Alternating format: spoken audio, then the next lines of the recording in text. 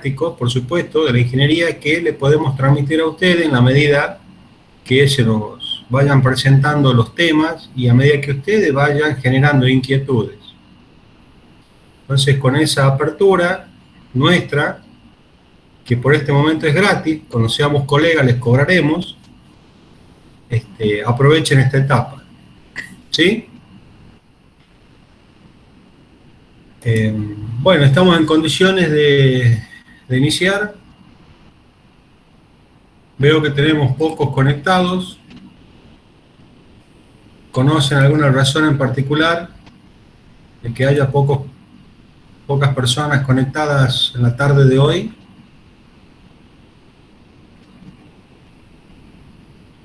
¿Alguno tiene alguna noción de qué es lo que ocurre?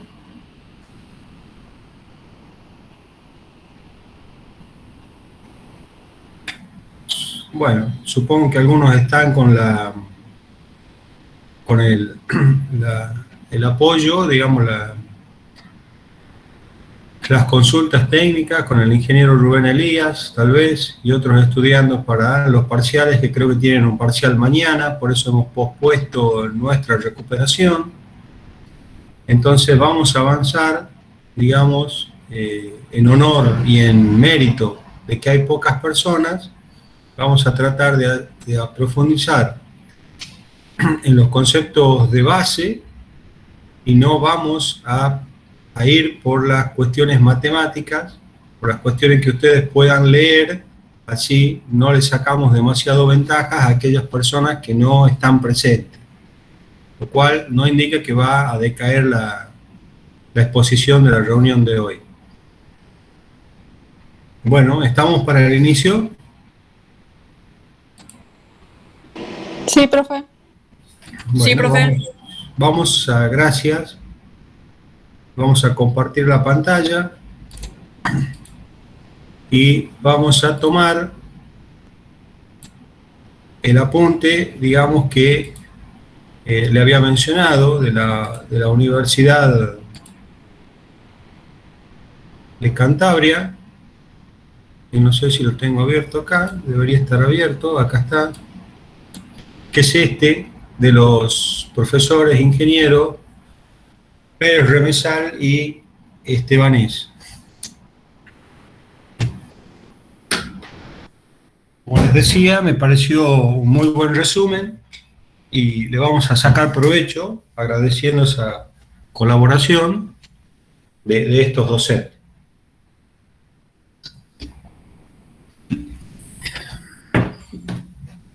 Habíamos visto hasta la reunión pasada, que me acomode un poquito acá.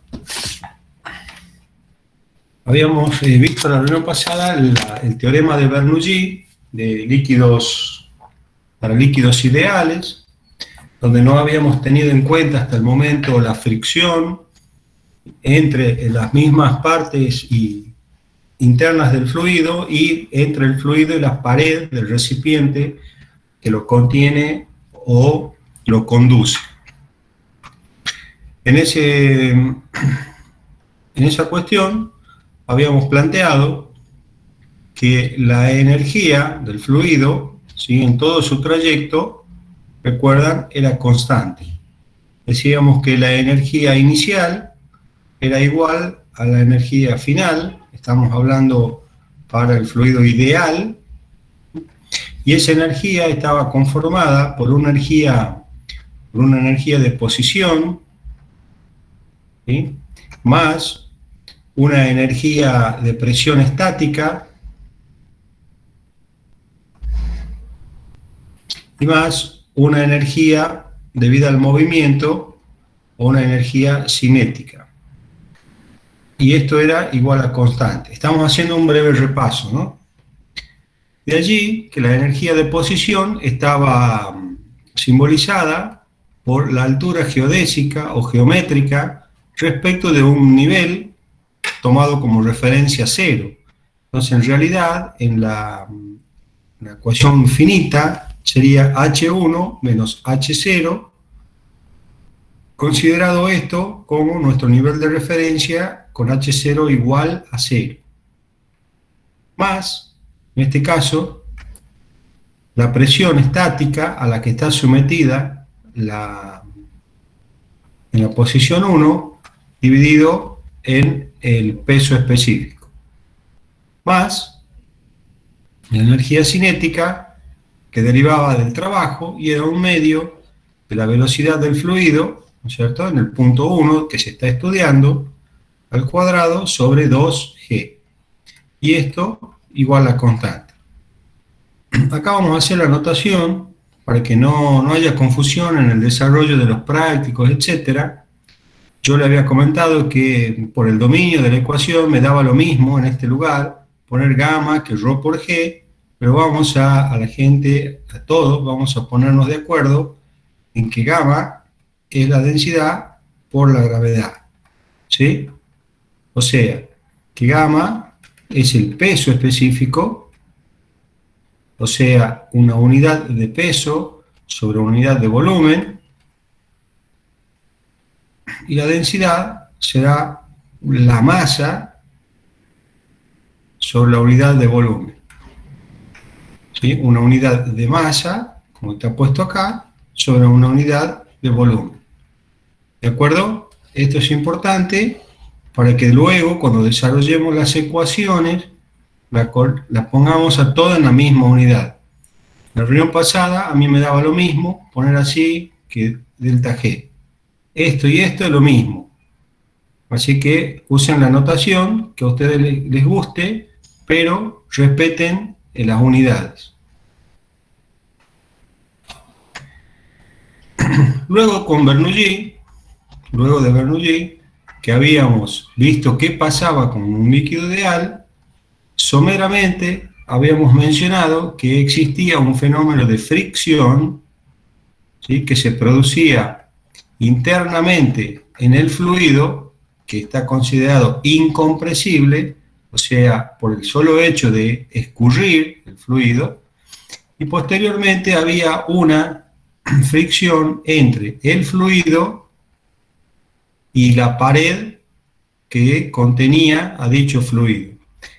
Dijimos que esta fricción generaba un calor que tenía como primera medida ser elevar la temperatura interna del líquido, que se veía reflejada en un aumento de entalpía, que ya lo vamos a ver a eso y no se preocupen por esto, sobre todo quienes cursan energía eléctrica.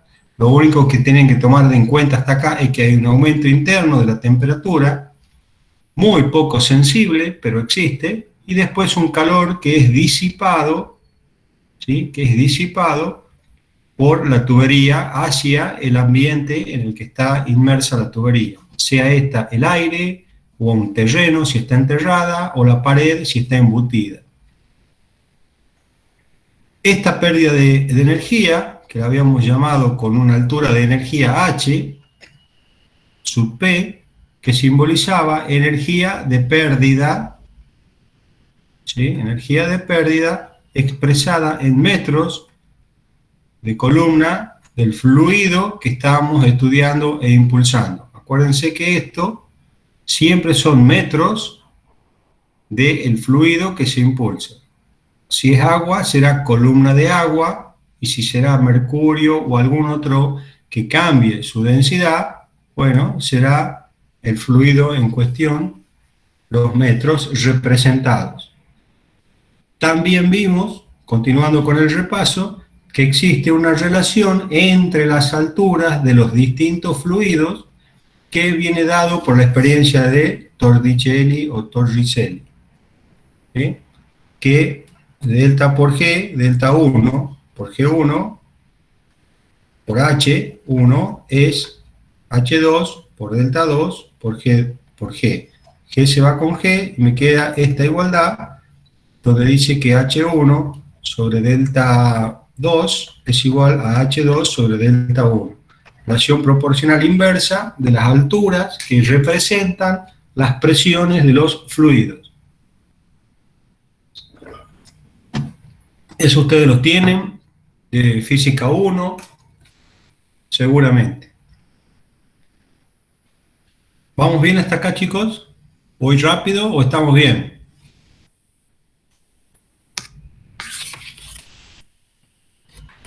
Vamos bien, profe. Bueno, después bajamos un poquito. No se preocupen cuando entremos al tema específico. Bien, esta altura de pérdida, dada por la fricción, tiene en relación con el tipo de fluido,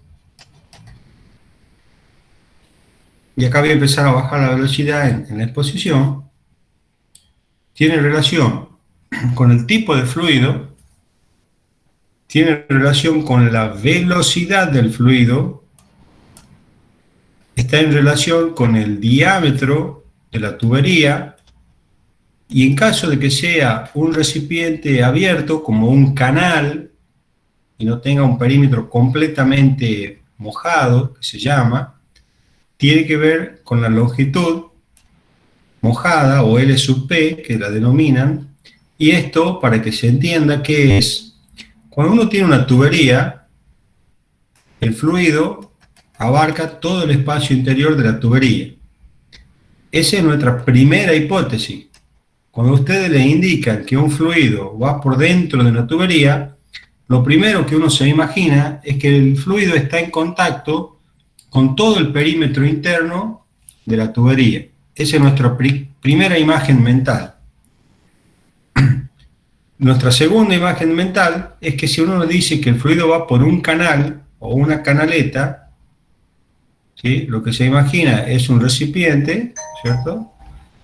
De esta forma, y con el fluido, ¿cierto? Que lleva un cierto nivel, ¿sí? Dentro de la canaleta, y que va fluyendo. Un canal de desagüe, un canal pluvial, el canal del techo de una casa, etc. Lo que muchas veces no se nos viene a la mente es que puede ser un tubo perfectamente sellado y cerrado, y cuyo fluido interior, por ejemplo, llegue hasta la mitad, y que fluya dentro del canal, ¿sí? O sea, dentro de este tubo, ¿cierto? Ocupando quizá la mitad del diámetro.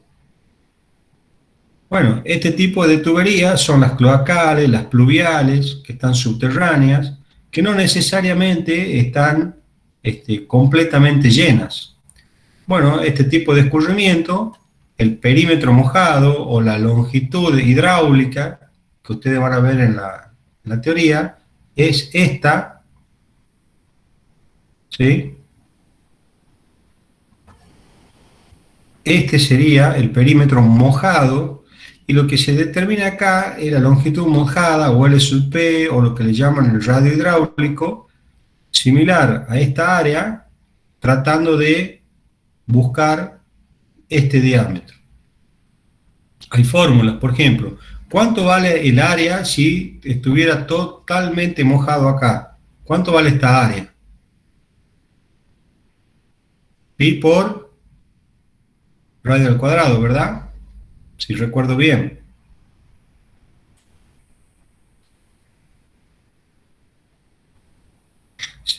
¿Estamos bien así?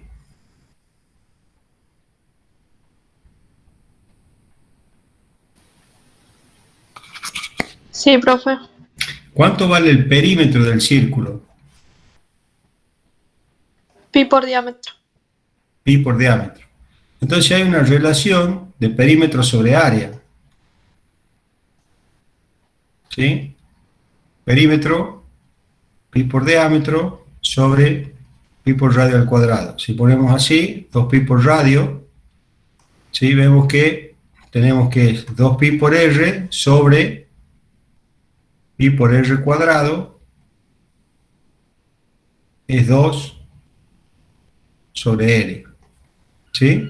¿Se dan cuenta acá?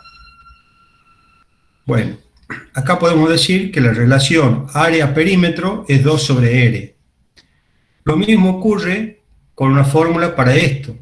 Ustedes tienen el área, y lo que no saben es el perímetro, ¿sí? Porque acá tienen una superficie que puede ir subiendo o bajando según el caudal. Bueno, en las láminas le van a dar una fórmula, ¿sí? Una fórmula donde le va a decir, en función a esta relación perímetro sobre área, cuánto es el valor del perímetro mojado, que se llama, y a su vez un radio, y acá se deduce un radio hidráulico equivalente a este radio con el cual estamos calculando el área. ¿Sí? Eso lo podemos ver en la tabla rápidamente, ya que lo he mencionado.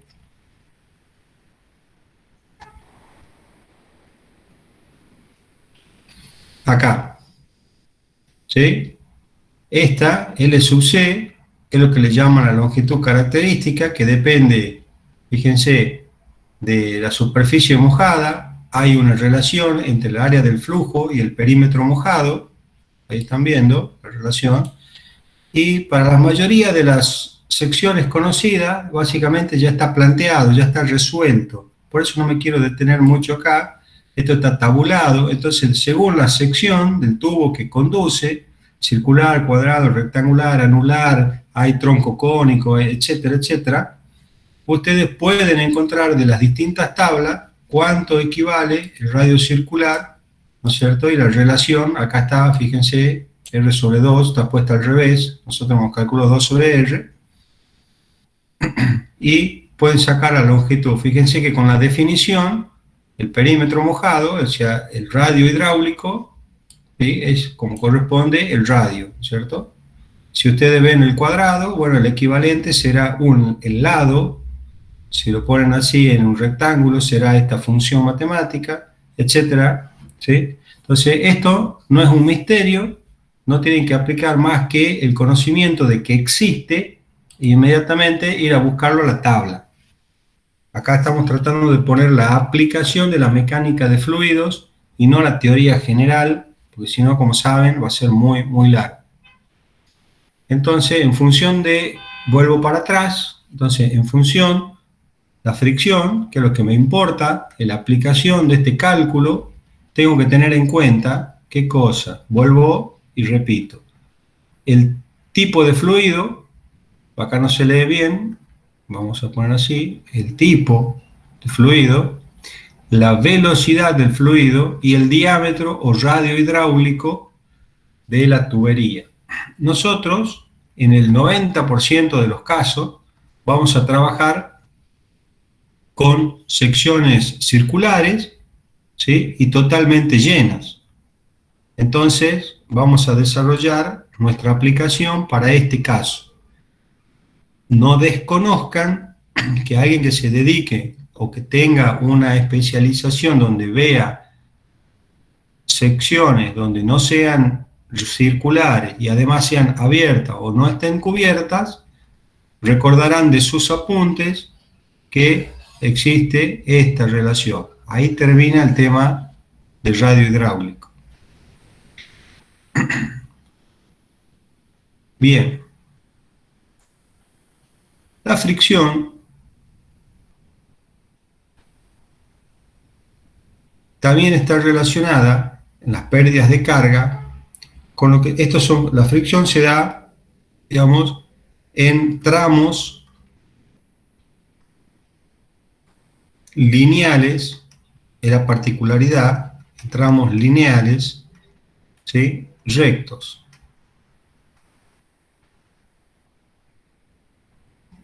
Otra pérdida de carga que hay que tener en consideración, que también tiene que ver con la fricción, son las interferencias. Las interferencias. Y las interferencias que generan pérdidas,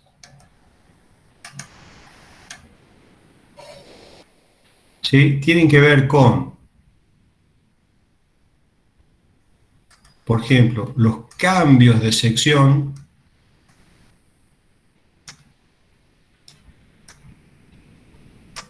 los cambios de dirección, los obstáculos, y estos obstáculos pueden ser comúnmente llamados accesorios de regulación.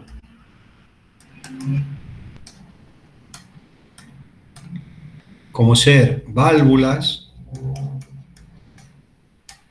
como ser filtros, ¿sí? Y sumados a estos obstáculos, aunque ustedes no lo crean, están las bombas. O sea, dentro de la hidráulica, aquel dispositivo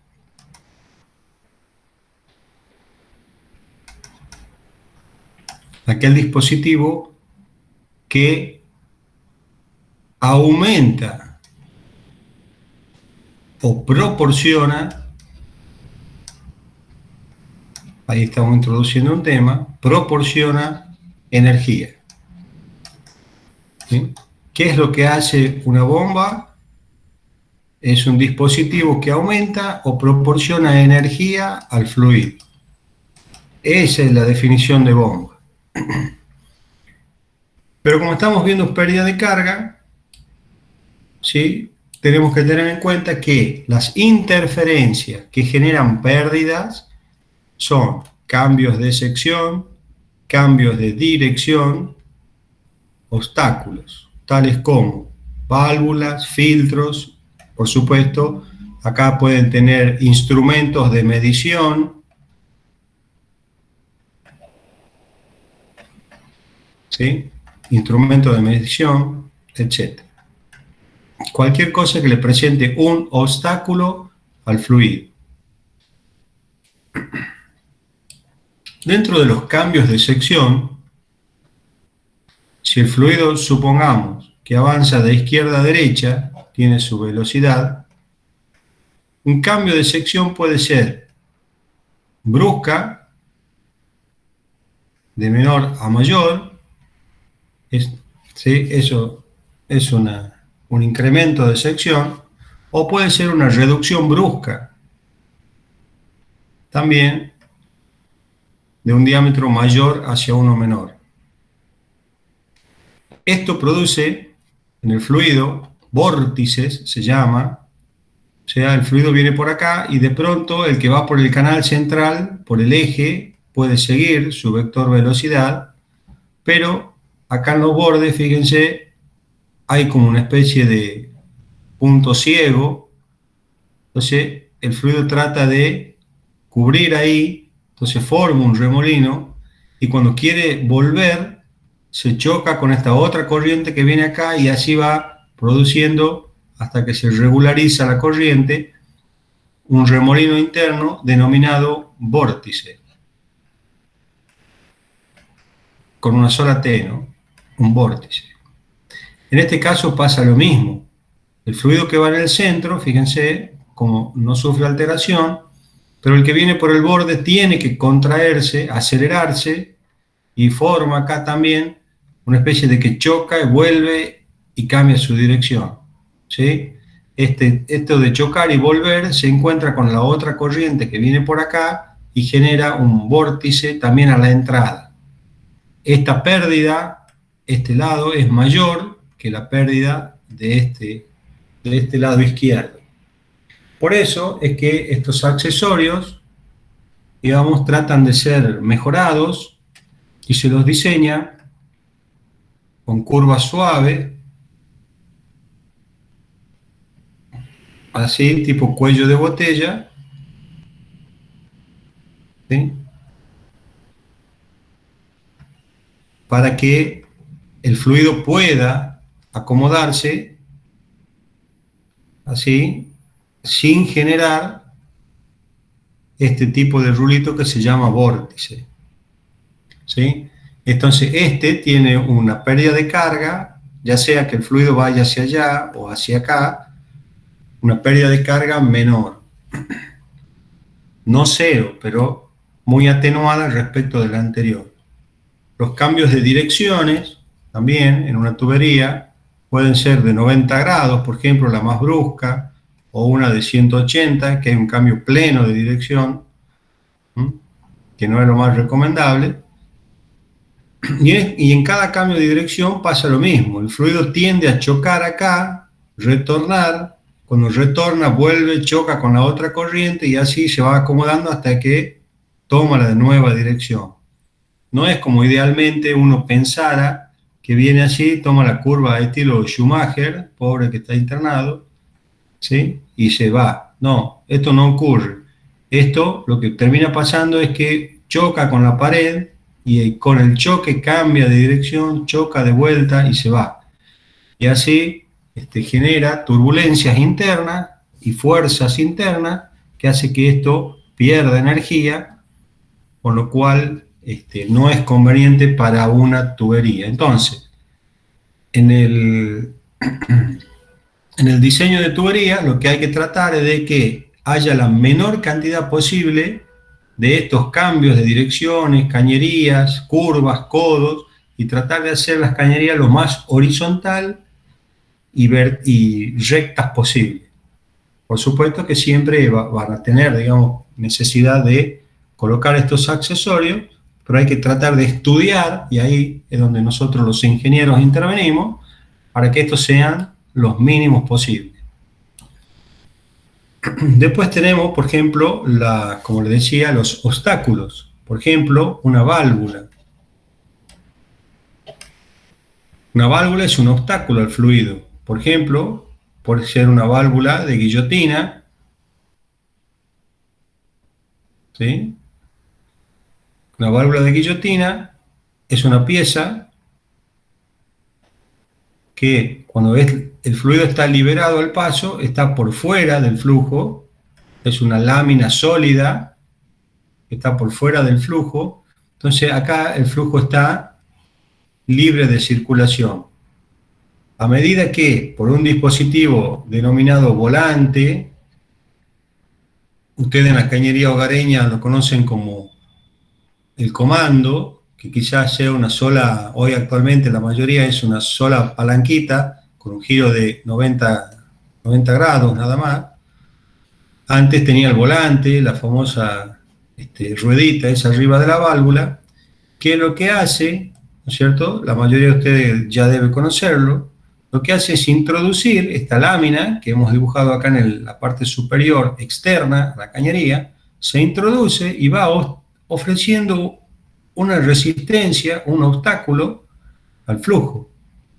Fíjense que en este caso el flujo tiene que buscar un camino distinto, y ese camino distinto produce un cambio de dirección interno y una reducción de sección muy parecido a lo que está ocurriendo ahí, por ejemplo. Entonces, a medida que uno va actuando sobre la válvula, fíjense que puede llegar a tomar la posición de obstrucción total, cierra acá y en los laterales, y el fluido queda totalmente contenido de un lado y no pasa nada del otro lado. Esta es una válvula, por ejemplo, de comando para cerrar y abrir. Hay otros tipos de válvulas, ¿no es cierto?, que son para regular presiones, derivar caudales, etc. Ustedes pueden entrar a un catálogo de accesorios y encontrar infinidad de aplicaciones de válvulas. Lo que queremos saber de este tema en particular es que acá lo que tenemos son pérdidas de carga,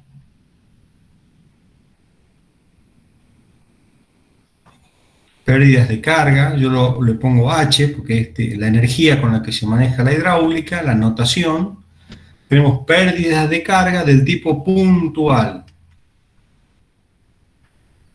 O sea, es un solo valor.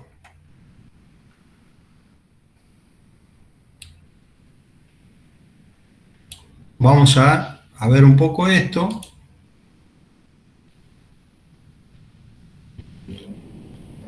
Después lo desarrollamos, no tengan ninguna preocupación. Estamos hablando de todos estos temas conceptuales, ¿sí? Y acá, por ejemplo, tenemos dibujado algunos de estos accesorios. A ver, los quiero ubicar bien porque, bueno, creo que acá lo tenemos más grande.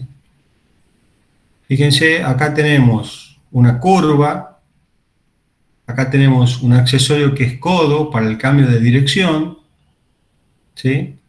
La diferencia técnica entre curva y codo radica en el radio de curvatura. Fíjense que este tiene una curva más amplia y este es más estrecha. Este es un codo de 90 grados directamente. Acá tenemos un codo de 45. Acá tenemos una contracción, o sea, un cambio de sección en reducción. Acá también tenemos de otro tipo. Acá tenemos ensanchamiento brusco, accesorios para hacer ensanchamientos. Acá tenemos una válvula de retención, que es la que a función como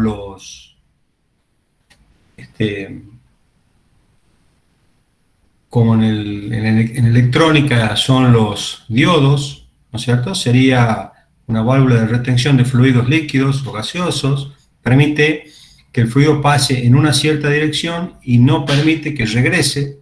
Eso es una válvula de retención. Para los de eléctrica electrónica es lo mismo que un diodo, solo que la diferencia de potencial U acá es delta de P, la presión que hay en un lado versus la presión que hay del otro. En electrónica ustedes comandan un diodo, ¿no es cierto?, con la diferencia de tensión. Puede tener base o no, pero básicamente es con la diferencia de tensión. ¿Es así, chicos? ¿O me estoy hablando macana?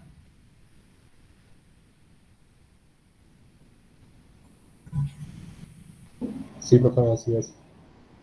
Bueno, gracias, me acaba de aliviar porque ese silencio me tenía angustiado. Bueno, acá tenemos un filtro de malla. Yo les voy a adjuntar, digamos, después fotos reales de estos accesorios en el aula virtual para que no queden como un simple dibujo. Acá hay una válvula arriba, que sería esta que está acá. Esta es una válvula de eje recto, es el grifo común que vemos nosotros en cañería de todos los domicilios. Este es lo que se llama una válvula esclusa, que es la que yo he dibujado, una válvula con un disco en el medio, una placa. Por ejemplo, es una obstrucción. Acá tenemos un medidor, puede ser de caudal, de presión, de lo que fuese. ¿Sí? Todo esto son accesorios, ¿sí?, que terminan siendo obstrucciones en la cañería y que producen, o interferencias, ¿no es cierto?, que terminan provocando una pérdida de carga puntual, ¿sí?, porque solamente genera la pérdida de carga en el lugar donde está instalado el accesorio o el equipo en la tubería.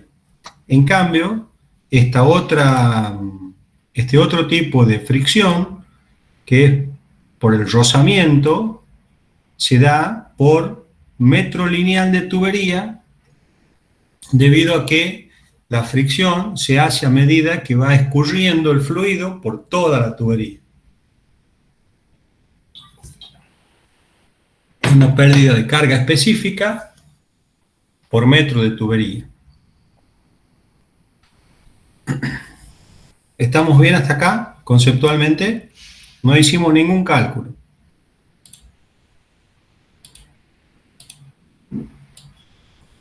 Sí, profe, vamos bien. La gente de ingeniería eléctrica, ¿cómo va? Bien, ingeniero. Me interesa mucho cómo van incorporando los conceptos a la parte de ingeniería eléctrica. Así que interrúmpanme cuantas veces necesiten y crean necesario.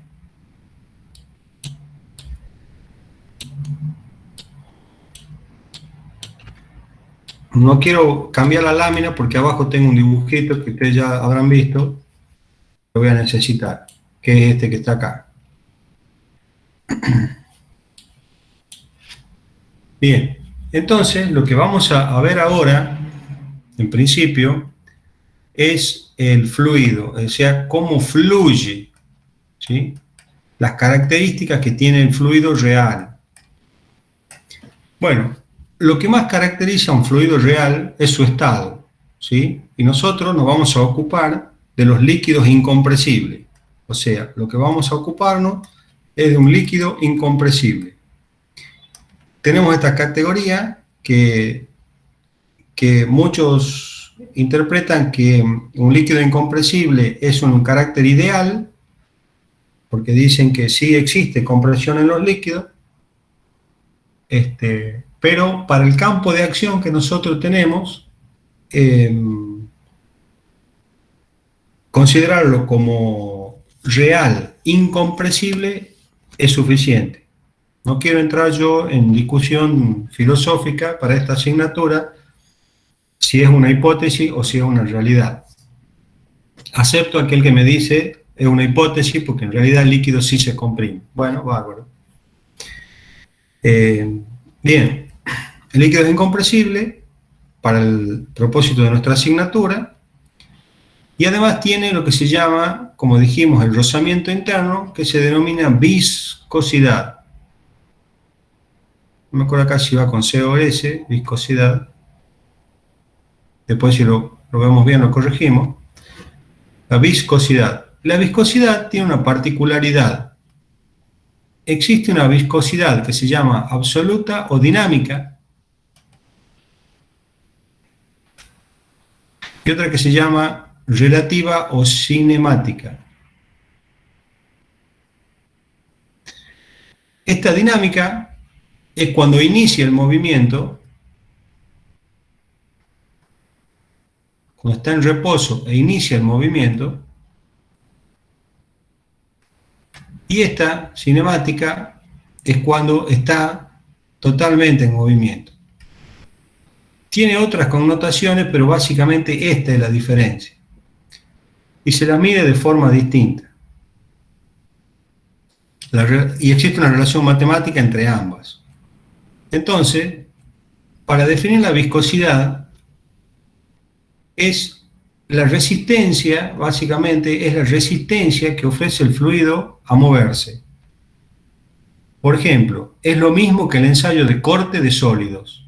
Exactamente el mismo concepto.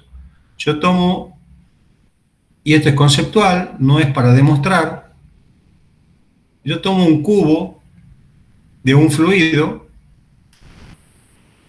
¿sí? Tomo un cubo de un fluido, idealmente, ¿no es cierto? Esto se va a desparramar, por supuesto se va a fluir, pero vamos a tratar de simular que está como una gelatina, por ejemplo, que mantiene su forma cúbica y está apoyada en una base.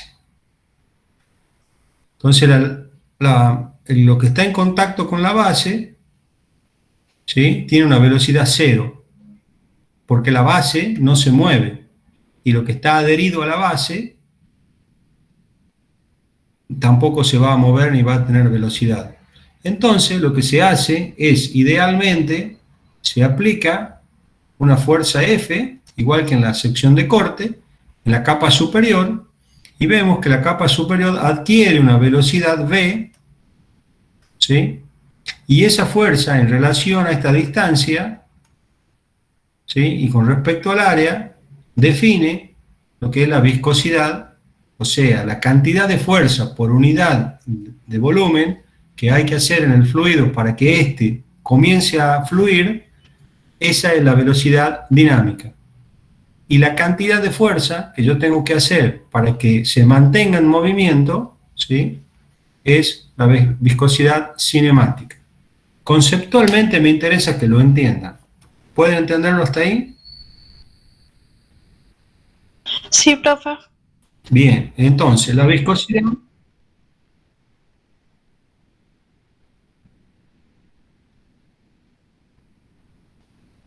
A ver, ¿alguien se anima de los compañeros? Solo a efecto de ver si está bien comprendido. Cualquiera que lo entienda un poquito me avisa y a ver, y lo expone. Por favor.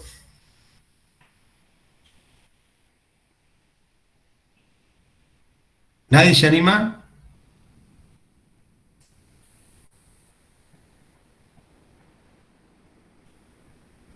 Bueno, la viscosidad es la resistencia natural que tiene el fluido a escurrir.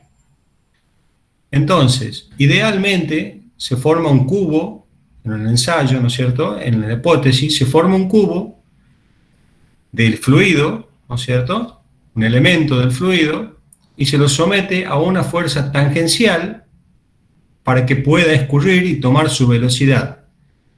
La fuerza que hace que esta fuerza que hace que el fluido inicie su movimiento, se rompa la inercia, rompa la resistencia tangencial que hay entre una molécula y otro, o entre una lámina y otra del fluido, se denomina la resistencia dinámica. Y la fuerza que se requiere para mantener ese movimiento, una vez que se ha iniciado, es la fuerza cinemática. Son dos fuerzas distintas, ¿no es cierto?, para hacer lo mismo, para hacerlo iniciar y para mantener el movimiento, y tiene relación con la resistencia que hay entre lámina y lámina de cada fluido para desplazarse una con otra. Porque el concepto de que hay dos tiene una particularidad con respecto a los líquidos referido a los sólidos.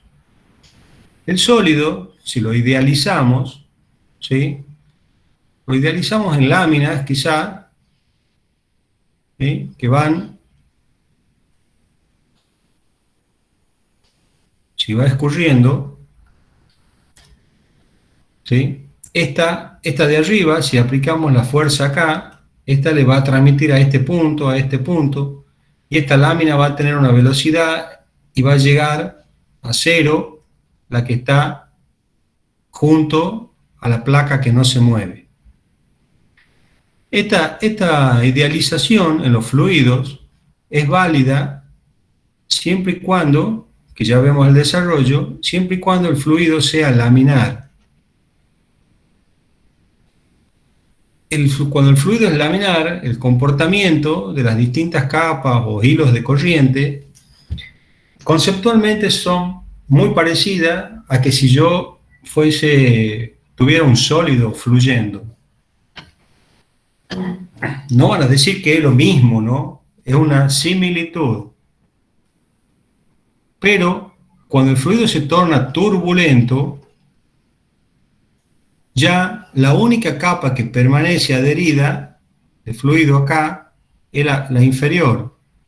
El resto de las capas comienzan a chocar entre sí y cada capa tiene una velocidad distinta. Una capa se desplaza hacia arriba, la otra capa se desplaza hacia el costado, otra capa hacia abajo, y van cambiando su dirección constantemente, con lo cual ya no se puede hacer el estudio de lámina por lámina, sino que hacer un estudio especial para la turbulencia.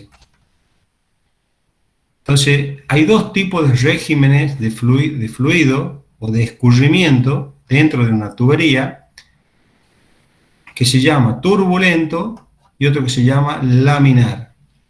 Fíjense que para el laminar, las viscosidades, digamos, pueden ser muy parecidas, ¿sí?, pero para el régimen turbulento, la cinemática ya tiene una connotación distinta.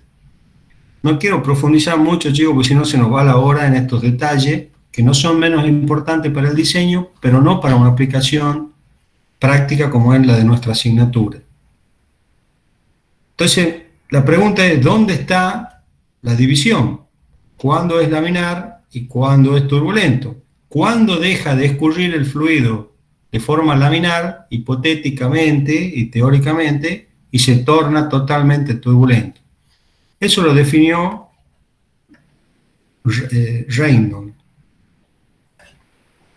Reynolds estableció un número, conocido como el número de Reynolds, que dice que si ese número es menor de 2000, el régimen dentro de la tubería es laminar. Y si es mayor de 4000, ese régimen es turbulento. Bueno, ese número de Reynolds, que ya lo vemos, cómo se define, es lo que separa, y quiero verificar el número, sí, a ver, 10.000 y 4.000 Reynolds, 2 por 10 a la 4, 2.000, 20.000, 10 a la 3, 2.000, perfecto, 2.000 y después de 4.000, ¿no? O 40.000, sería 10 a la 4, Reynolds, ahí está, 20.000 y 40.000.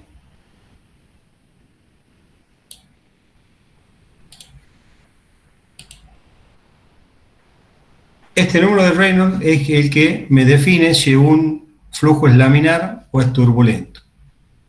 Entonces, el perfil que se llama, fíjense, del fluido que está dentro de la tubería, si yo pongo la tubería de esta manera,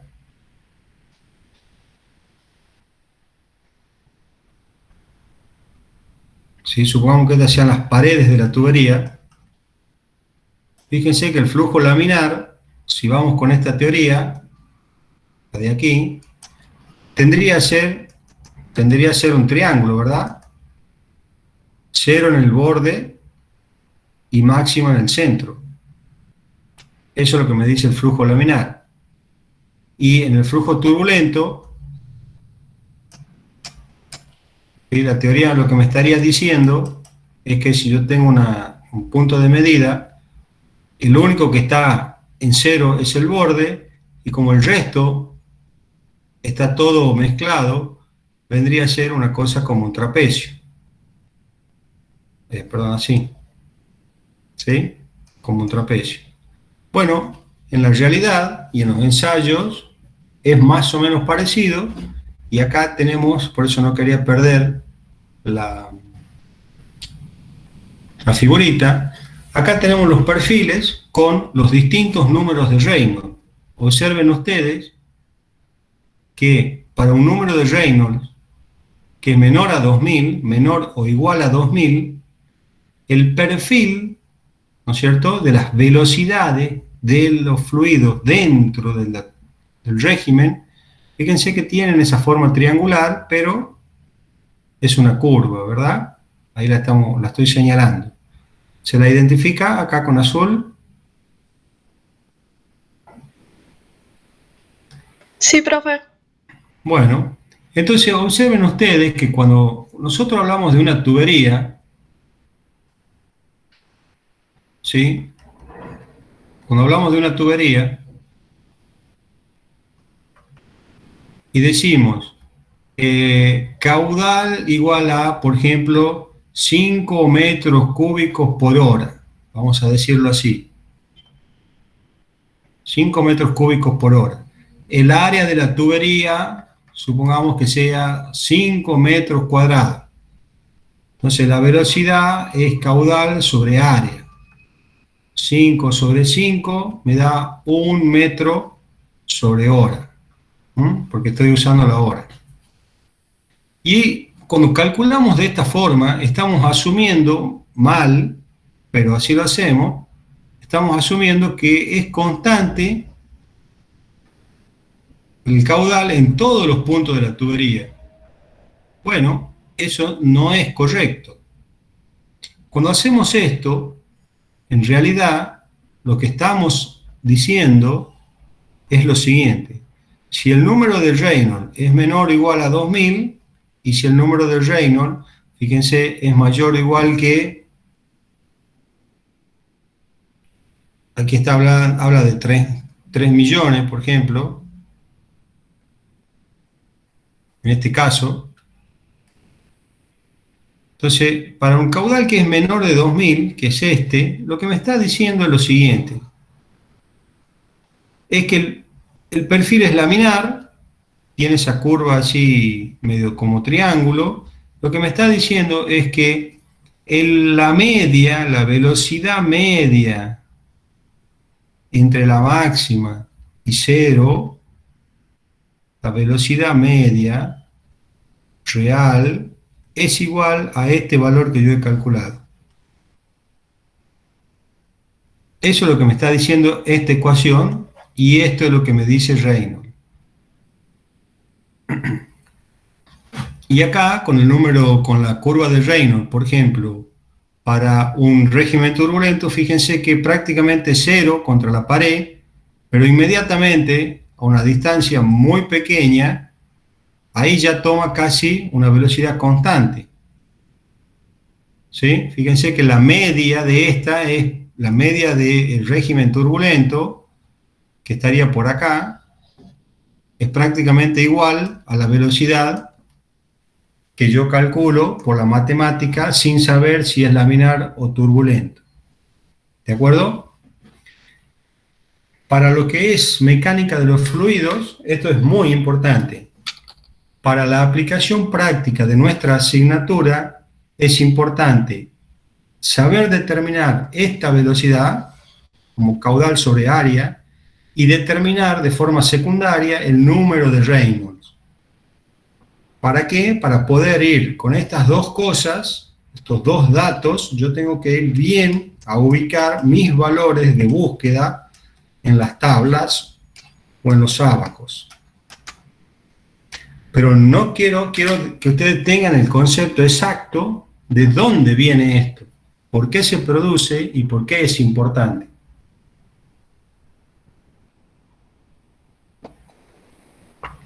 Si en algún momento les toca ya hilar muy fino en un cálculo, ya saben que esto tiene su relevancia. La gente de ingeniería eléctrica, ¿está bien acá? ¿Comprendemos el concepto? ¿Hay alguien que no lo haya entendido? No voy a decir levante la mano, sino diga, pegue un grito.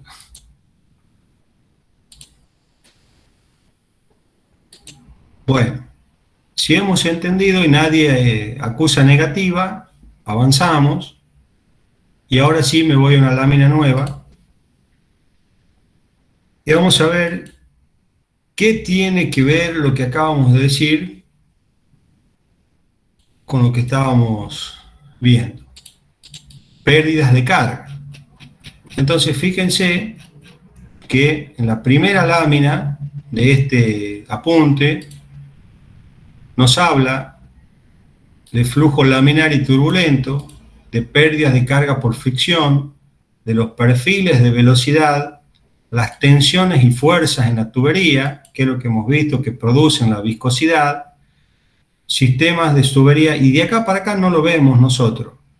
Sistema de tubería en serie, sí la vemos, sistema de tuberías paralelas no, ramales tampoco, sistemas ramificados tampoco, y equilibrio hidráulico y diseño de ductos sí vemos en las asignaturas que nos tocan, ¿no?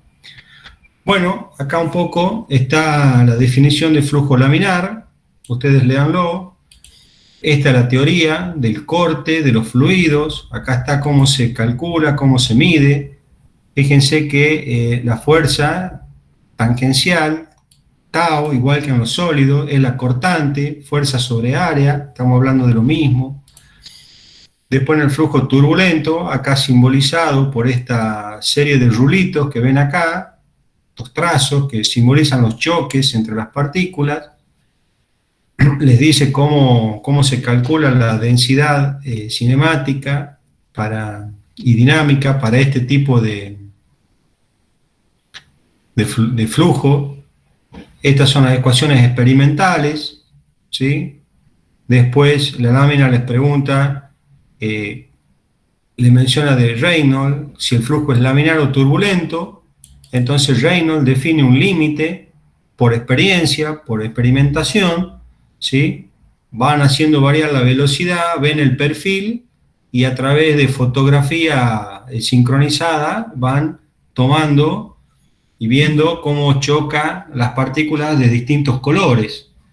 A ver, ¿qué estoy diciendo? Para aquellos que quieran verlo en YouTube, digamos, hay millones de videos de esto, pero ¿qué es lo que estoy diciendo con el ensayo? Por ejemplo, ustedes tienen una tubería, esta es la pared de la tubería, y acá está la otra pared, ¿sí? De la tubería. Es una tubería generalmente hecha de acrílico, inicialmente se hacía de vidrio, pero para resistir mejores presiones se la hace de acrílico.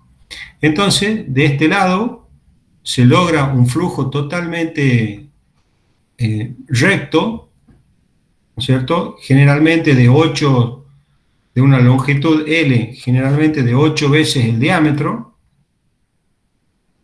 Si se quiere mejores resultados, se puede ir a 16 veces el diámetro, pero para cañerías de diámetro grande, las longitudes se hacen muy grandes. Entonces, ¿qué se hace? A una cierta altura se ponen boquillas, ¿sí? Como si fueran los cabezales de un chorro de tinta, ¿sí? Entonces, por este lado sale una roja, una tintura, una roja, sale una naranja, sale una, qué sé yo, verde, una violeta. Y si el flujo es laminar, lo que se observa en primera instancia, con fotografías, ¿no es cierto?, se empieza a ver los cambios de velocidades. Por ejemplo, se ve que la amarilla avanza mucho más rápido, ¿no es cierto?, que la roja, que viene por acá, ¿cierto?, que la verde, que irá a la misma altura de la roja, y así la violeta se queda atrás. Entonces, a medida que se va sacando fotografía, ustedes van viendo cómo se forma esta nariz de perfil de velocidades. A su vez, se ve que no se mezcla, digamos, la tintura amarilla con la tintura roja. Ya van comprendiendo la idea, ¿verdad? Bueno, a medida que el flujo exterior, o sea, el caudal que viene por acá, aumenta, con lo cual, si el diámetro de la tubería es fijo, aumenta su velocidad, se empieza a ver cómo estas líneas, por ejemplo, la amarilla, ¿sí?, empieza a tener este tipo de comportamiento, y la roja también empieza a tener oscilaciones, ¿sí?, hasta que llega un momento en que se mezcla todo y se transforma todo en un solo color, pongámosle marrón, ¿sí? Entonces ahí, cuando ya es marrón, es porque ya todo se mezcló con todo, y según la paleta de colores vas a obtener la mezcla de colores. Y así van fotografiando y van estudiando, van sacando números y ecuaciones que la matemática cumpla con la hipótesis y la realidad. Bueno, básicamente eso es lo que se hace en hidráulica. El taller de hidráulica que tiene la facultad en ingeniería civil es muy lindo. Recomiendo que vayan, lo visiten. Cualquiera puede ir a cualquier hora de la mañana, que básicamente es donde se hacen los ensayos. Y esto es fascinante, porque no se lo ve en otro lado, y la Universidad de Tucumán tiene uno de los laboratorios de hidráulica más desarrollados del norte. O lo tenía por lo menos. Bien, ya hecha la publicidad, continuamos nosotros. Entonces, lo que nosotros tenemos que hacer básicamente es calcular el número de Reynolds. Y el número de Reynolds tiene tres variables: la velocidad del fluido, la longitud hidráulica, que ya hemos visto que si la sección es recta, la longitud hidráulica es directamente el diámetro. La velocidad es la velocidad media, o sea, caudal sobre área. Y la viscosidad dinámica o absoluta, que divide, ¿sí?, que es un dato del fluido, directamente la colocamos en la fórmula y obtenemos el número de Reynolds. Ese es todo el misterio para nosotros.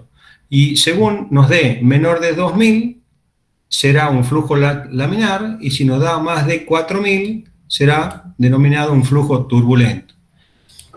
El intermedio entre 2000 y 4000 es un lugar que se llama de interferencia, de crítico, que no se sabe muy bien qué ocurre. Por rato es laminar, por momentos es turbulento.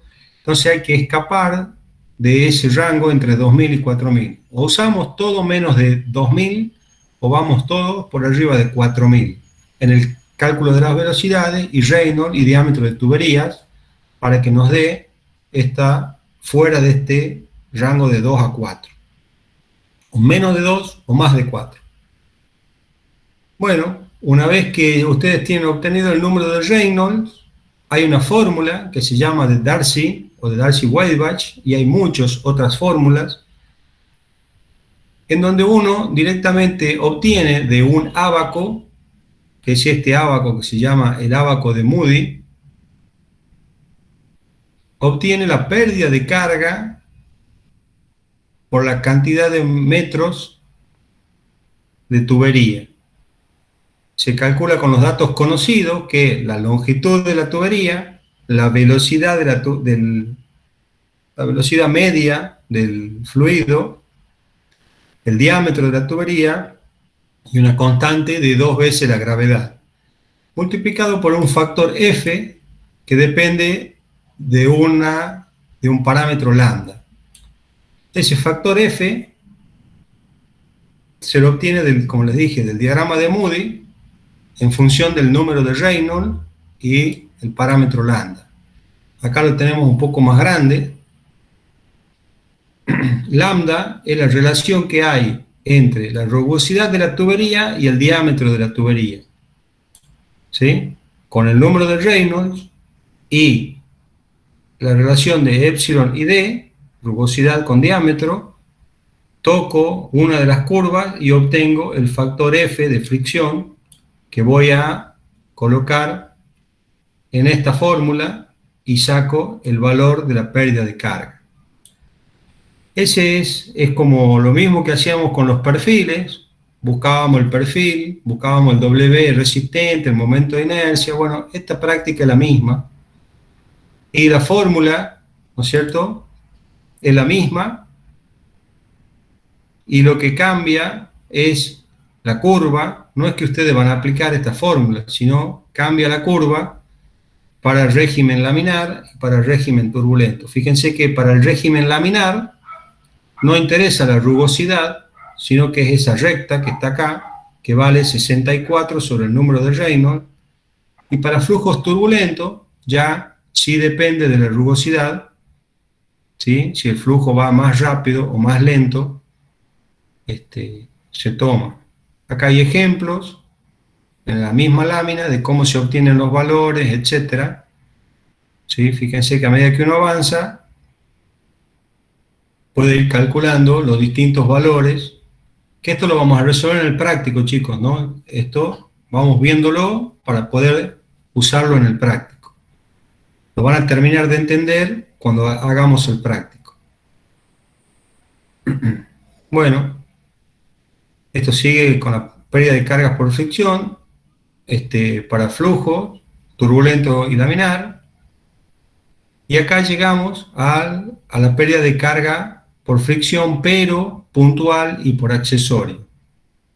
Acá lo que se hace, se aplica la misma fórmula, ¿sí? Y se obtiene lo que se llama este ábaco, también diseñado por Moody,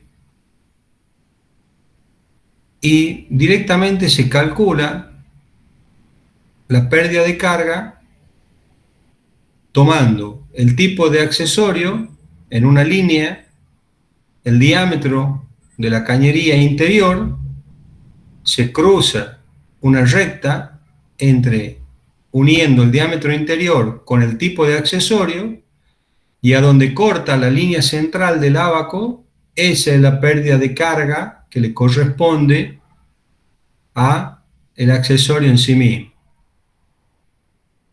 Nosotros no calculamos, no ejecutamos la fórmula, simplemente la obtenemos de este ábaco. Hoy en día, esta es la técnica general. Hoy en día, el fabricante de la válvula, del accesorio, ya en su certificado de garantía, directamente la aplica y nos informa de cuál es la pérdida de carga de su producto. Bueno, después vienen cañerías, etc. Entonces, el resumen hasta acá, para que nos ubiquemos dónde estamos parados en la reunión de hoy. Después de Bernoulli, ideal y real, vimos el concepto, porque no lo hemos trabajado, pero hemos visto el concepto de la viscosidad. En función de la viscosidad, sacamos que existe la fricción. Después de esto vimos el tipo de régimen, o sea, cómo fluye el líquido dentro de una tubería, ya sea laminar como turbulento. Y sabemos que lo que me separa entre laminar y turbulento es la definición del número de Reino. Esto me indica si el perfil es un perfil alargado, tipo triangular, o si es un perfil prácticamente constante dentro de la tubería. Dos regímenes, lo que me está indicando es la pérdida, el tipo de pérdida de carga y su valor. Para eso sirve, básicamente. También tenemos los accesorios, o obstrucciones, o interferencia, entre los cuales, aparte de los de tubería, están los de medición y están las impulsiones o las bombas, también considerada dentro de los accesorios de una tubería. Ustedes a esta parte no la van a ver en ninguna bibliografía, solamente el ingeniero Frías las incluye, y ya van a ver por qué. Si quieren, es una innovación de teoría. Y con los accesorios, nosotros ¿qué tenemos? Unas pérdidas de carga que son localizadas, o sea que se producen a donde está el material. Y esta otra se produce por unidad, o sea, específica, por unidad de longitud. ¿Eh? Bueno, armen este cuadrito con mejor letra, para que ustedes tengan de guía. Y voy a hacer una escala técnica, si ustedes me permiten, porque tengo que abrir otra lámina, que la he preparado acá a mano, pero la tengo escaneada y necesito abrirla. Así que denme un tiempito.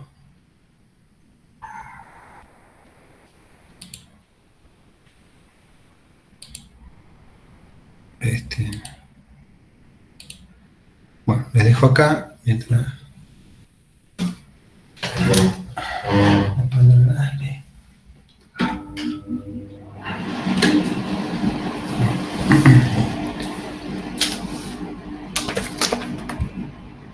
Perdón, les dejo para que. No.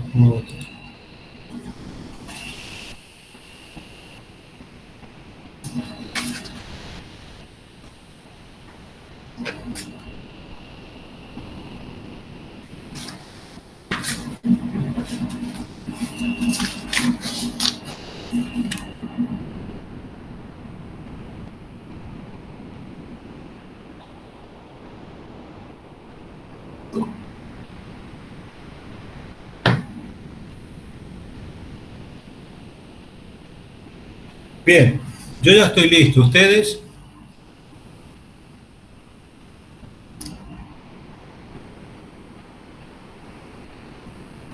Sí, profe. Bien, ahora vamos a ir despacio. Lento, diría yo.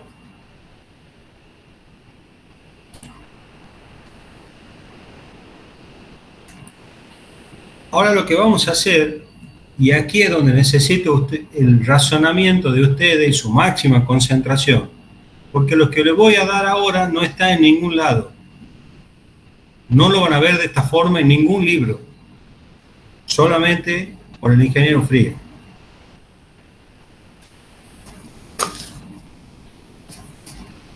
Vamos a unir, vamos a conectar el criterio de la línea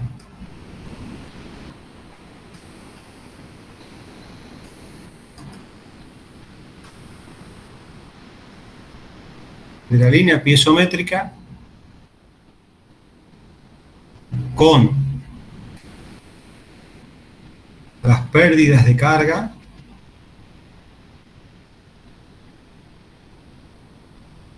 con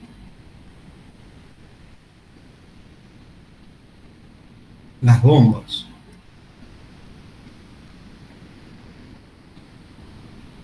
vamos a unificar esto, que todos o la mayoría de los libros, bibliografía, enseñanza, etcétera, los dan por separados.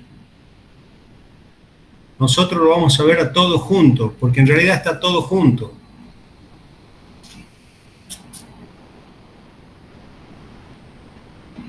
Entonces necesito que ustedes presten atención, porque acá, si ustedes logran comprender este gráfico, el concepto del gráfico que vamos a hacer, se le acabó el problema de la hidráulica para siempre. Así es de fácil, si lo comprenden, por supuesto. No tengo ninguna duda.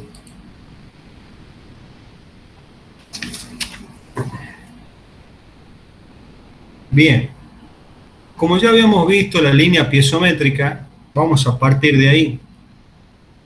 Acuérdense que la línea piezométrica es la línea que me establece las energías de un sistema hidráulico.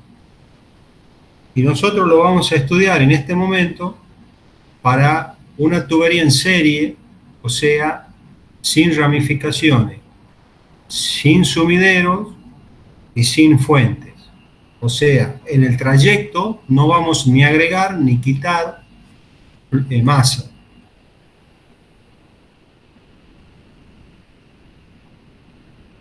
Vamos a ir a un recipiente, que puede ser la presa, un tanque, etc.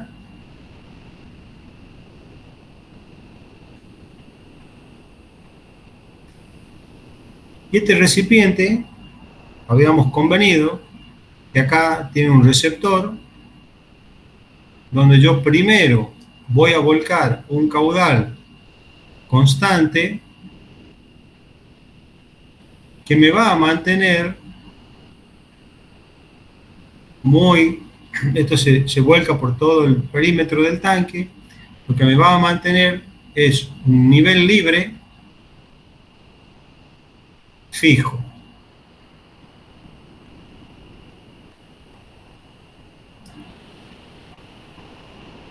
Como el tanque está abierto, sobre la superficie de este tanque va a actuar, en este caso, la presión atmosférica. Puede actuar, si el tanque fuese cerrado, cualquier otra presión. Y con respecto a este tanque, yo tomo una línea de base, cualquiera, que va, perdón, esto tiene que ser horizontal, una línea de base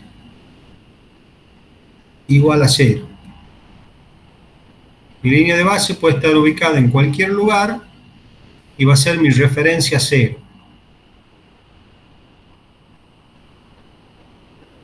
Muchas veces me preguntan si esta línea de base siempre tiene que estar abajo.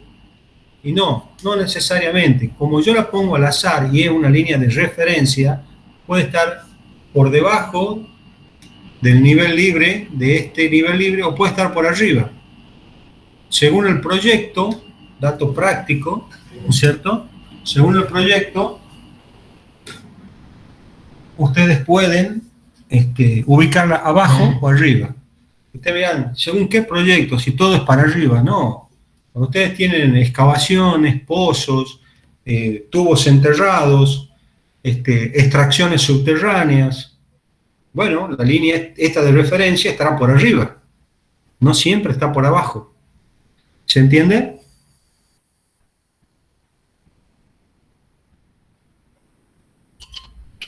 Aquí sí necesito que me digan sí o no de forma rápida. Sí, profe, sí se entiende.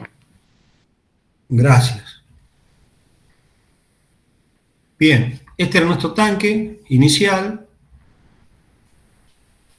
Y acá teníamos la altura 1, que hacíamos referencia a un punto sobre la superficie, ¿sí? Que ese punto, debido a la gran superficie del espejo de ese nivel, su velocidad era 0. O sea que a términos de Bernoulli, si se quiere, acá teníamos H1 más la presión atmosférica expresada en metros sobre densidad, y acá le vamos a sumar V sub 1 sobre 2G, considerando V sub 1 igual a 0. Pero como esto es un análisis teórico, la vamos a considerar.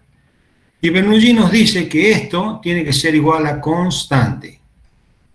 Si no hay aporte de energía, tiene que ser igual a constante. Si no le quito energía al sistema, tiene que ser constante. Y esto me dice que yo a partir de acá, que mi energía base, voy a trazar mi energía de referencia. Yo para modificar esta línea puntual, de trazo, perdón, tengo que aportar o quitar energía. Si no, no puedo modificar la horizontal.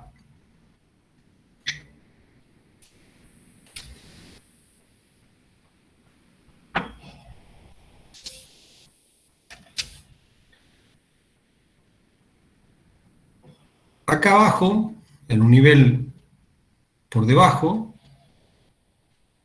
yo voy a tener otra superficie, otra base,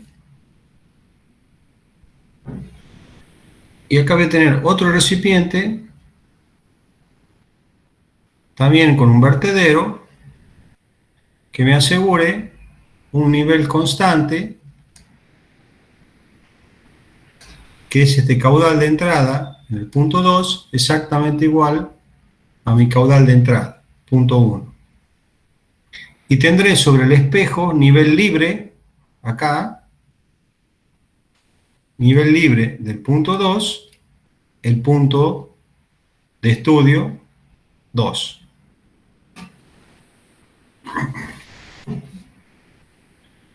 Todavía no les he unido, pero yo sé que por la ecuación de Bernoulli, fíjense lo que voy a hacer despacio, la energía, no estoy viendo ninguna diferencia, estoy diciendo que la energía en el punto 2 será la altura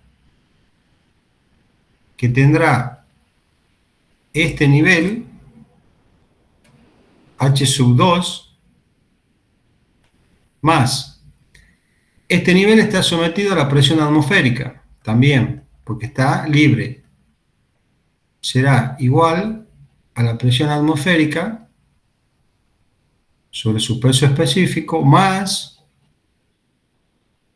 V sub 2 al cuadrado sobre 2G. Esta es la energía del punto 2.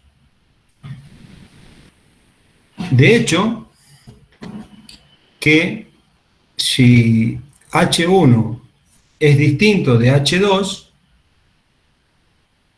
¿no es cierto? Y yo quisiera ver la diferencia, diría, ¿cuánto es la energía 1 menos la energía 2? Si V sub 2 es igual a 0, igual que V sub 1 igual a 0, y ambos están sometidos a la presión atmosférica, fíjense que la diferencia de energía será directamente H sub 1 menos H2. ¿Sí? ¿Eso está claro? Porque son dos puntos, uno que bajó su energía hasta acá. Son dos energías potenciales que son distintas. Y me dirá, bueno, pero ¿y esto no va a fluir? Bueno, sí fluye, nada más que está en régimen estacionario, estamos hablando de energía. ¿Sí? Si yo le quisiera asignar acá una velocidad, podría poner velocidad sub 2 igual a la velocidad 1, que está acá, asignarle lo mismo, distinta de 0, y la diferencia me da lo mismo. ¿Se entiende?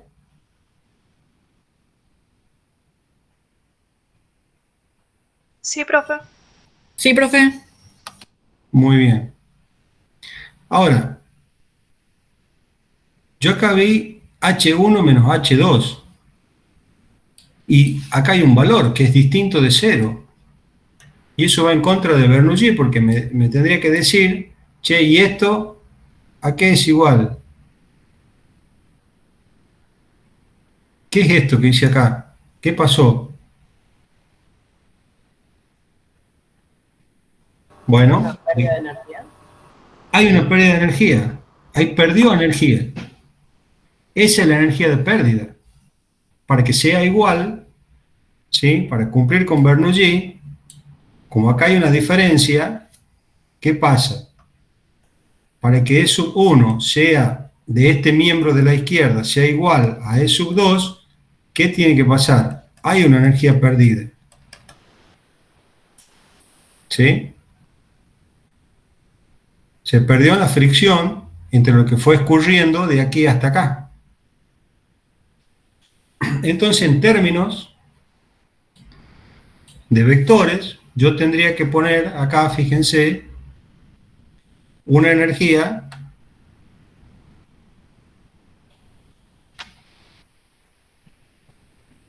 que da H de pérdida total. Fíjense que yo todavía no hice ningún trazado acá, pero ya sé que perdió. Entonces ahí sí Bernoulli cumple, el Bernoulli real, de la ecuación real, cumple en que la energía del punto 1 es igual a la energía del punto 2 más las pérdidas. Y ahí yo tengo que esta ecuación, como no he agregado energía, pero sí se ha disipado en forma de calor, o sea, sí he perdido energía en la real, ¿no es cierto?, a diferencia de la teórica, para poder igualarla, la tengo que agregar a esta energía de pérdida. Bueno, pero esta es la suma de todas las pérdidas que ocurrieron entre 1 y 2 y que hasta ahora no la conozco. Entonces vamos a conectar los puntos 1 y el punto 2 para que el fluido pase de 1 hasta 2. Hago un orificio en ambos tanques para poder conectarlos y voy a venir hasta acá, voy a salir acá, bien exagerado, y acá muy finito, acá a la salida voy a poner una interferencia,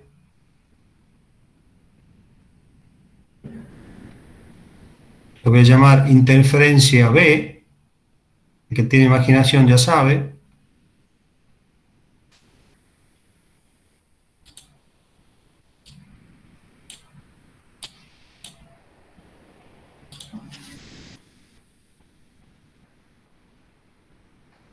Y aquí salgo delgadito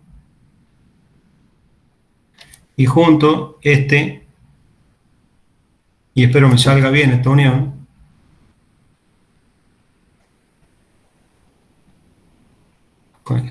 ahí está.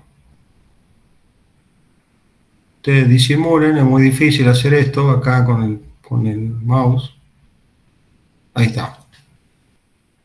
De tal forma que todo este trayecto, le llamo el trayecto I, y tiene un diámetro I. Y este trayecto le llamo trayecto A, y tiene un diámetro de sub A. Esta horizontal de acá tiene una altura que la voy a llamar HA, a esta le voy a llamar HI, a esta le voy a poder llamar, fíjense, HB, no sé, cualquier nombre, HO, me interesa esta, que vale igual que HA, ¿sí? A toda esta longitud que va de la salida de B, que le llamemos el punto I, hasta esta entrada, que le llamemos el punto O, le voy a llamar LI.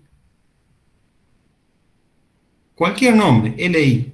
Y a esta longitud le voy a llamar LA, porque se corresponde con el trayecto A, simplemente.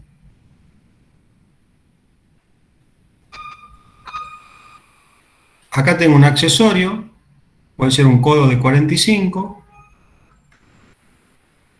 Acá tengo otro accesorio, un codo de 45. Acá tengo una interferencia B y no tengo más nada.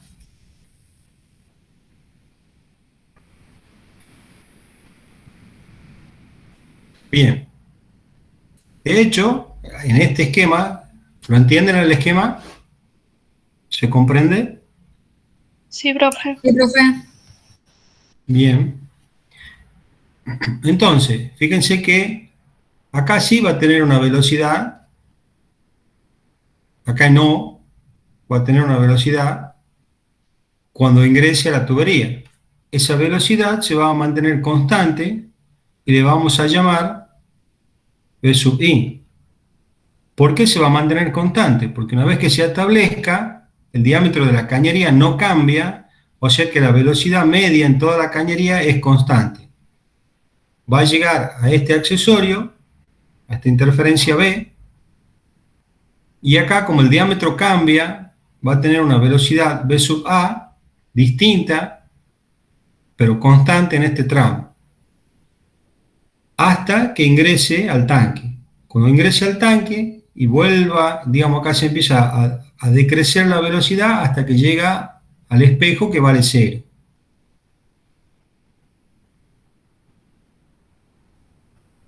¿Estamos bien hasta ahí? Bien. Entonces yo voy a tomar un punto justo antes de tomar esta interferencia, que es el codo. Acá yo tengo una interferencia, que es ese codo. Acá tengo otra interferencia, la voy a marcar así en la vertical, que es el otro codo. La interferencia en el centro, para no andar tomando distancias muy pequeñas. ¿Sí? ¿Cuánto valdrá? Bueno, puedo calcular esta velocidad, pero yo sé que acá, en cualquier punto, voy a tomar un punto central, con una cierta longitud de la cañería, a la longitud X, desde que arranca la tubería hasta acá, tengo la longitud X, y yo sé que la energía en el punto X vale H en X, más la presión en X sobre gamma, más la velocidad I, en este caso, ¿no es cierto? Porque es constante en toda la tubería,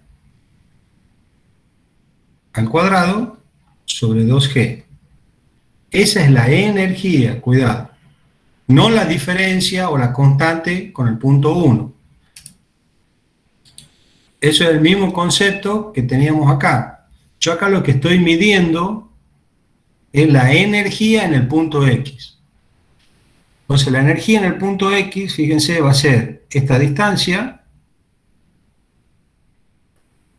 Esta distancia es HX. Estamos de acuerdo acá, ¿no es cierto? HX. Acá va a tener otra energía que va a ser P sub X sobre gamma. Hasta aquí. Después hasta acá, otro tramo que va a ser B sub I sobre 2G al cuadrado. ¿Qué es esto? Expuesto los tres vectores. Ahí lo tienen más grande. HX más PX sobre G, perdón, sobre gamma, más B cuadrado sobre 2G. ¿Qué he puesto acá? Las tres energías que he medido.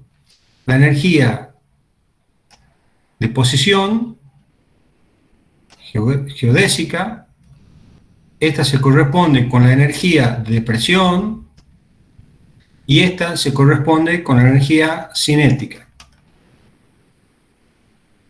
Como hubo pérdida, para poder equiparar al punto de origen, bueno, tengo que sumar las energías perdidas entre 1 y la distancia X, ¿verdad? Porque vimos que la energía de fricción dependen, ¿no es cierto?, de la longitud.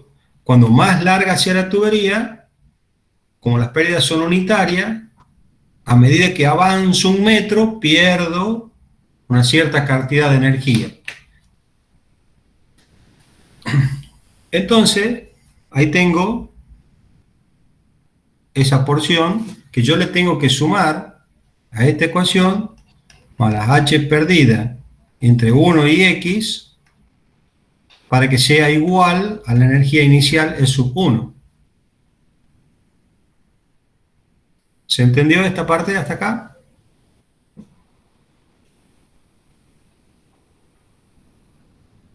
Sí, ingeniero. Bueno, perfecto. ¿Alguien no ha entendido?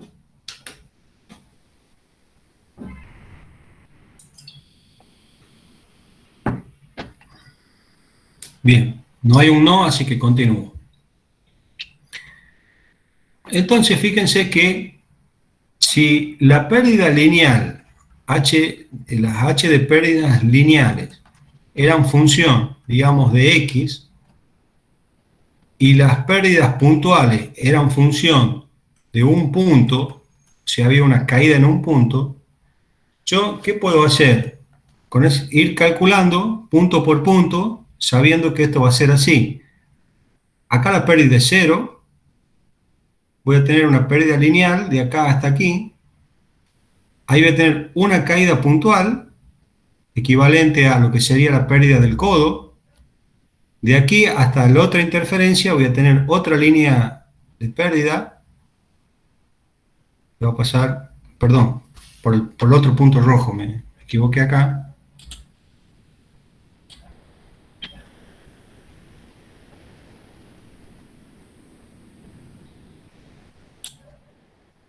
Pues si está cerca la pantalla o del pizarrón complica. Tengo que unir este punto con este.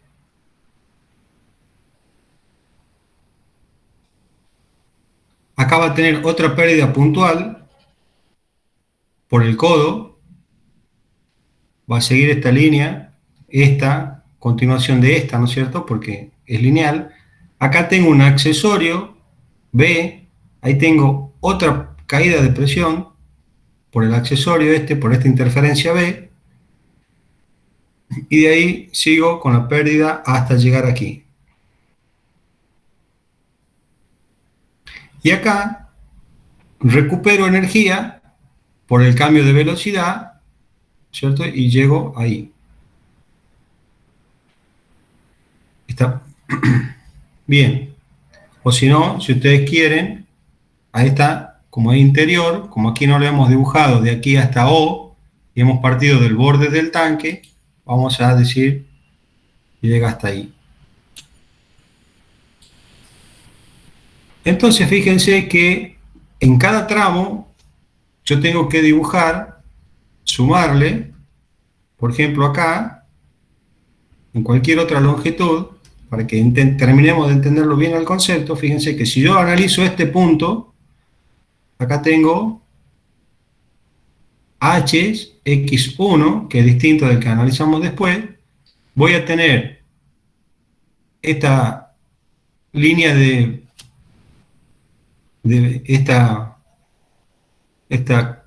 energía de velocidad, y como esta energía de velocidad que va desde aquí hasta aquí, que es igual a v sub i cuadrado sobre 2g, como la tubería tiene la misma velocidad en todo su trayecto, va a copiar la constante, ¿verdad?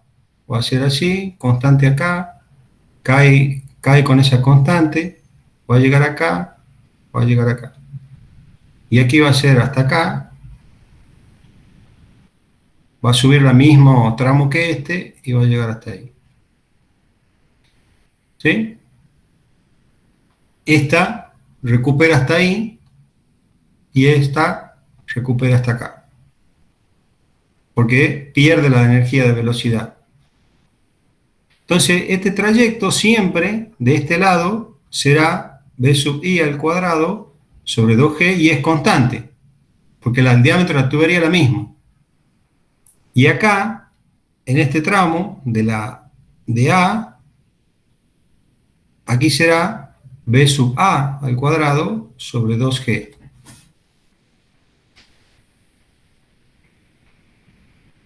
Y este pedacito que queda acá será la presión en X1 sobre gamma. Fíjense, acá será P sub X sobre gamma. En este punto, fíjense que se correspondería a este punto. Yo tendré el valor de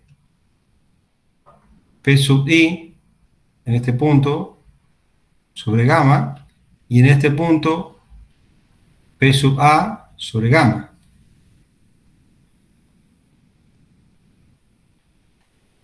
HI y HA.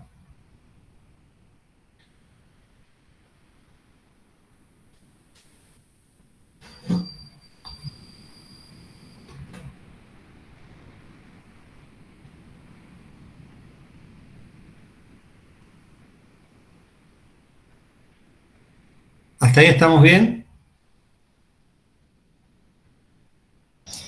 Sí, profe. Bien.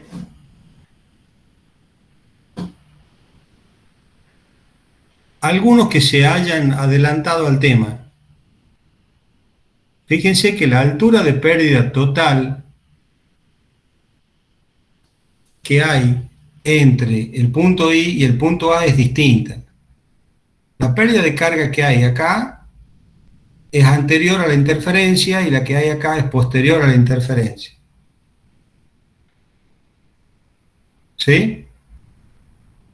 Acá hay una caída que es puntual. ¿Ustedes saben qué es esta caída? ¿Se pueden imaginar a qué se refiere esta caída? La B es la bomba, que está parada, está detenida.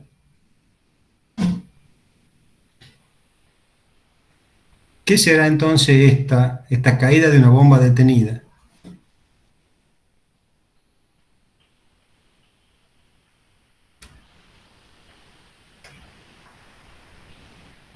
Bueno, Compresión del fluido al entrar a la bomba.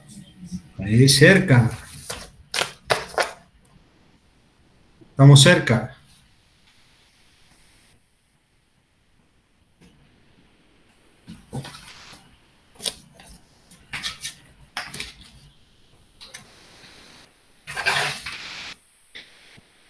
De hecho, que es una caída que se produce dentro de la bomba, ¿verdad? Porque el fluido no sale de la bomba. El rozamiento del fluido con la parte interna de la bomba. Muy bien. Una de las componentes de esa caída es el rozamiento del fluido entre las paletas de la bomba y la carcasa de la bomba. Muy bien, el rozamiento que hay interno de la bomba.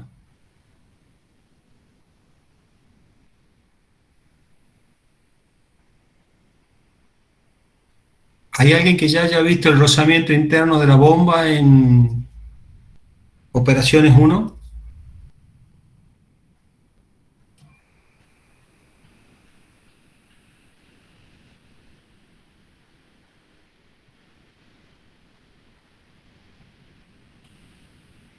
No hay ni sí ni no. Bueno, vamos a asumir que no.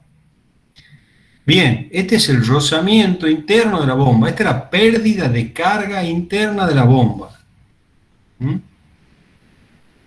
Este es la H de pérdida interna de la bomba. De cualquier bomba. Todas las bombas tienen una pérdida de carga interna. Acá la bomba está parada. Y fíjense que el fluido no va desde la menor energía a la mayor energía, no. Estamos viendo que el fluido va desde la mayor energía a la menor. El fluido está descendiendo con bomba parada.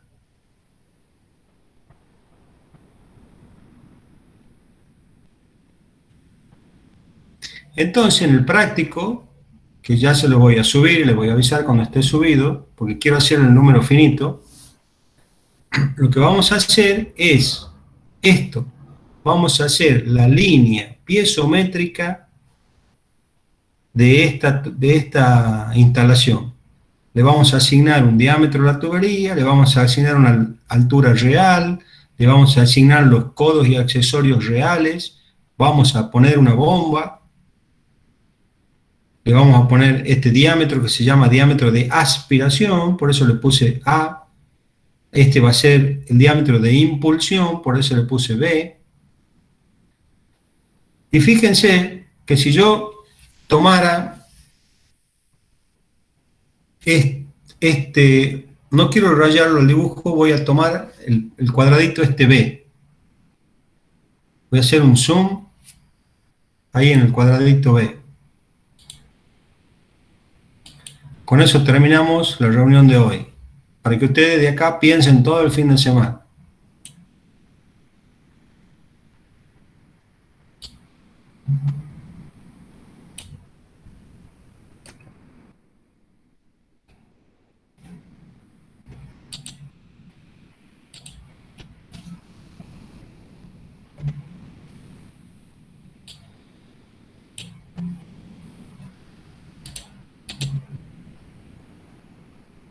Ahí está. Y lo voy a dibujar mejor, para que se vea bien lo que yo quiero que ustedes piensen. Tengo este pedacito de la tubería, delgado. Tengo el accesorio B. Y acá la tubería. Me salió mal el dibujo, pero no importa. Ahí está. No, sí importa. La calidad sí importa. Vamos a hacerlo bien.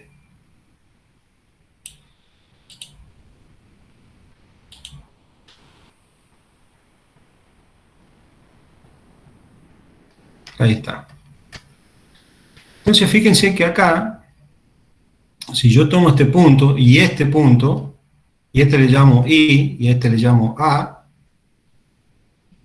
yo tengo aquí HI más P sub I sobre gamma, más B sub I al cuadrado sobre 2G, igual a HA.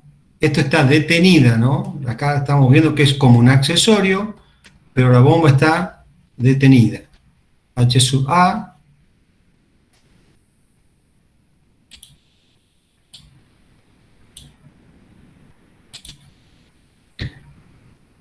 más P sub A sobre gamma más B sub A al cuadrado sobre 2G más esta pérdida de carga interna, la tengo acá, H de bomba, pero H de bomba pérdida, ¿cierto? Más H de pérdida en la bomba.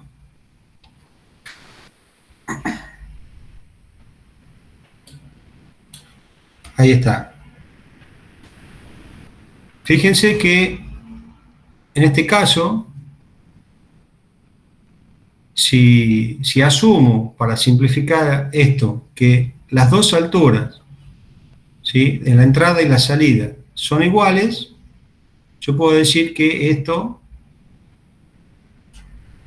acá se cancela. ¿Sí?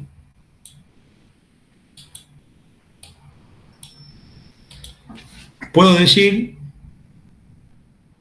que voy a diseñar esto a simplicidad matemática, puedo decir que la velocidad en A es prácticamente igual a la velocidad en I. Entonces voy a cancelar esto. Entonces me queda que P sub I sobre gamma es P sub A sobre gamma más las H de pérdida interna de la bomba. O sea que, si yo quisiera pasar de un lado a otro con bomba detenida, tengo que superar una pérdida interna, que es el rozamiento del fluido con las paredes de las paletas o de los cilindros de la bomba con el fluido también de subcontención. Esto, chicos,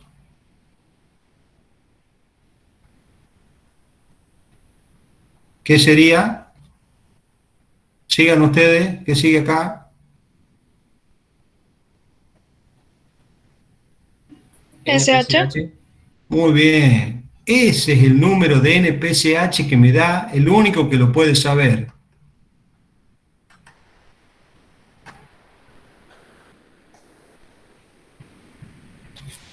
Entonces, observen el concepto del NPSH. El NPSH es la energía de pérdida interna de la bomba,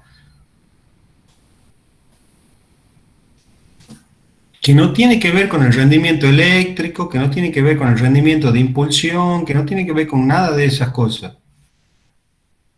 Es simplemente la pérdida por fricción que tiene el circulando el fluido dentro de la bomba. Si ustedes logran comprender ese concepto, yo creo que me doy por satisfecho de todo el curso. Porque, ¿cuál es el error que cometen la mayoría de las personas que no son muy específicas de la ingeniería mecánica, sino más bien de la ingeniería civil, de la ingeniería industrial, de la ingeniería como ustedes que están aprendiendo esto de eléctrica o química? Ustedes diseñan una instalación en función de la bomba, cuando en realidad la bomba es el último elemento que se agrega. Ustedes tienen que hacer todo en función de los requerimientos operativos. Y la bomba es el último elemento que se agrega. La mayoría hace al revés. Hace todo en función de la bomba. Bueno. Este es lo que vamos a hacer en el práctico. El práctico va a consistir en hacer el diagrama piezométrico, que es este diagrama, con los datos del problema, y ahí vamos a hacer la pérdida de carga, vamos a calcular los accesorios y todo lo demás, y fíjense que cuando hagamos la primera parte del práctico, la segunda parte del práctico va a ser seleccionar la bomba, les anticipo, el práctico va a ser seleccionar la bomba para que esto en vez de bajar suba. Va a estar divertido, ¿verdad? Bueno, esta es la primera parte y esta es la segunda parte del práctico. Bien, chicos, espero que les haya resultado provechoso la forma en exponer este tema. Es el primer año que lo expongo integrado. No está en ningún libro, no lo van a leer en ningún lado de esta forma. Pero creo que con esto que le he meditado mucho desde el año pasado hasta ahora, creo que les va a aclarar un montón y les va a facilitar el concepto no tan solo del NPSH, sino de cómo se debe hacer el proyecto de impulsión de un fluido. Bueno, seguramente cuando lo repasen a esto le van a quedar algunas dudas.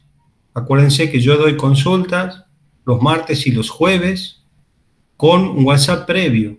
Ustedes me dicen, Inge, necesito consulta y lo coordinamos al horario. ¿De acuerdo? Sí, profe. Bien.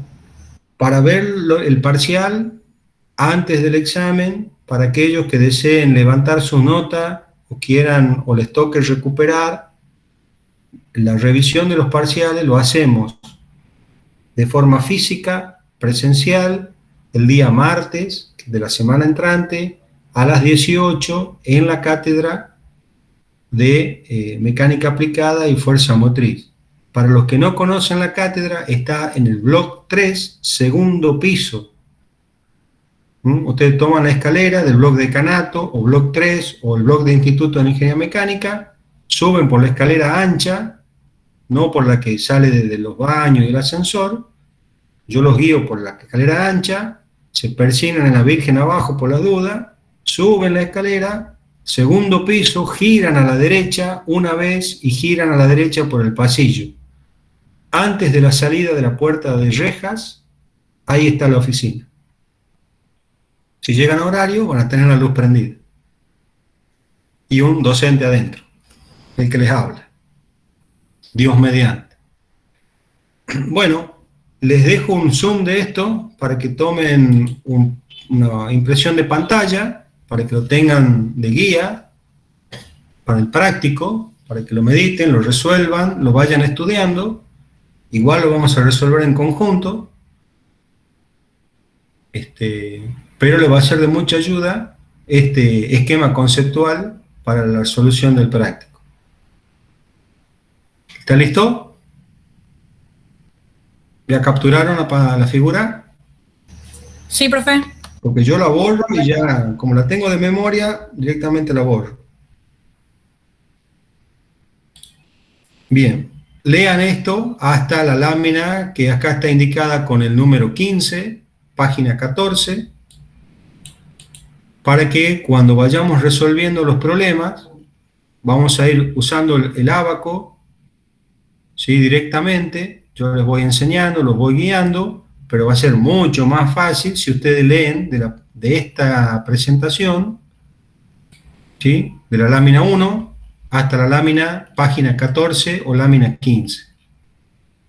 No lean más para abajo porque ya se complica y ya es más para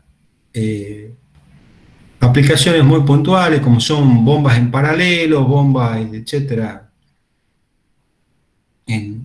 con otras condiciones que no son para impulsión, por ejemplo, de vapores, de gases, de aire, que no estamos hablando de fluidos incompresibles teóricamente como es el agua. Y después la lámina, si ustedes tienen curiosidad, por supuesto, léanla, no es que yo les prohíba, pero no la estamos explicando en esta asignatura.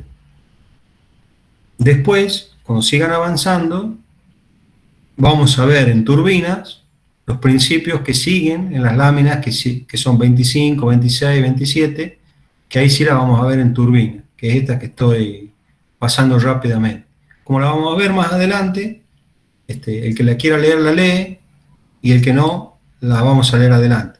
Pero sí les recomiendo, para la facilidad de la resolución del práctico, leer hasta la página 15. Si quieren, está acá el gráfico que hemos visto, lámina 20, así que pueden adelantar mucho en conceptos con este tema.